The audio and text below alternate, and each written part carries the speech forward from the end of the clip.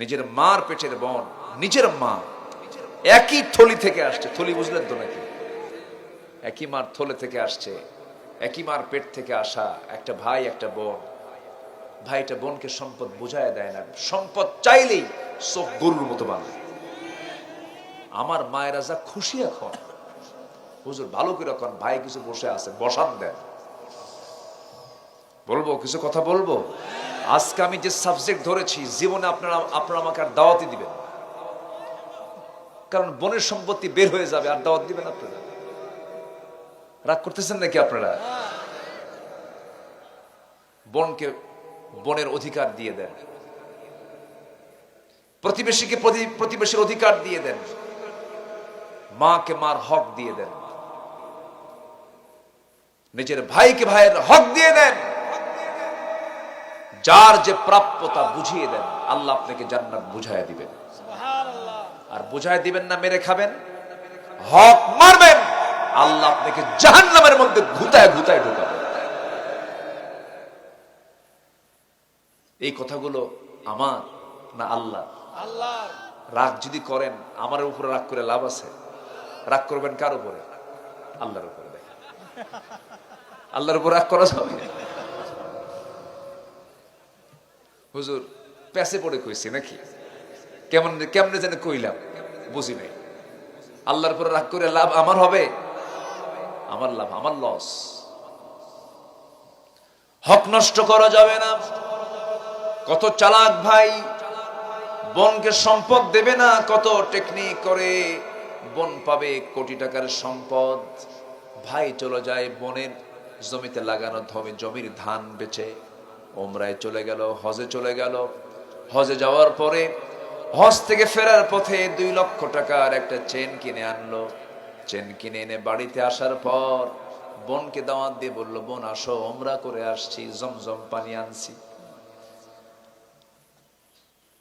আজোয়া খেজুর নিয়ে এসেছি তোমার জন্য।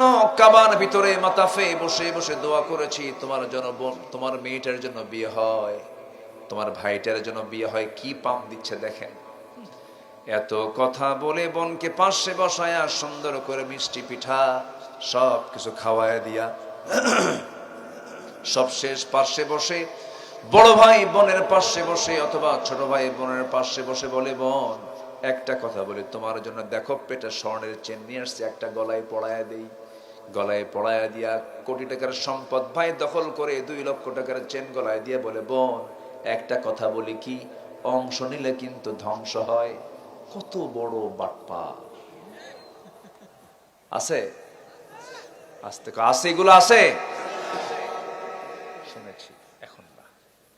এটা আমরা শেষই করি। অনেকক্ষণ ধরে আলাউদ্দিন ভাই কালেকশন করছে, এটা বললে পরিবেশ থাকবে না। আচ্ছা শুনছেন মনে হয়? হ্যাঁ, সিরিয়াসগঞ্জ ও তো নাই দেশে। খেলা হবে, খেলবেন কার সাথে? এটার যিনি মানে রচয়িতা, এই কথা প্রায় প্রায় যে বলতো, সে তো না বলি চলে গেছে। ফিরে আসার সম্ভাবনাও নাই। ফিরবে কেমনে? 28 লক্ষ কোটি টাকার হিসাব দিয়া এরপরে ঢুকতে হবে। আসতে কোন কেন? আল্লাহ না করুন জুলাই যোদ্ধা ওসমান হাদির জীবনের যদি তার লাশ যদি বের হয়, কোন অপরাধী পার পাবে না, ঠিক কিনা? পরাজিত শক্তির আক্রমণে আক্রান্ত আজকে ওসমান হাদি। চোরাগুপ্তা করে হামলা করে রক্তাক্ত করতে পারো, কিন্তু আদর্শের পতন তোমরা কখনো ঘটাতে পারবা না। সম্মানিত ভাইয়েরা, সম্মানিত বন্ধুগণ, তাহলে হক কি আমরা নষ্ট করব? হক নষ্ট করা যাবে?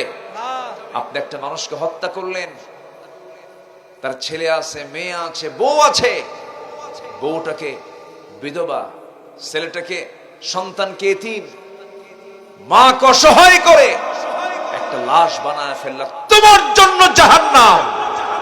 তোমার জন্য কি? জাহান্নাম। এজন্য কোন হক আমরা নষ্ট করব না। জোরে বলি ইনশাআল্লাহ। ইনশাআল্লাহ। আজকে আলোচনার সাবজেক্ট কি বলেন? হক, অধিকার, রাইটস। আমরা অধিকারকে কখনো নষ্ট করব না। যার যা পাওয়া তা আমরা দিয়ে দেব। টুপি থাকার জায়গা কোথায় বলেন? কোথায়? মাথায়। টুপি মাথায় না দিয়ে হাঁটুতে দিলে কাম হবে? হবে না। জুতা থাকে কোথায়? যদি গলায় দিয়ে দেন হবে?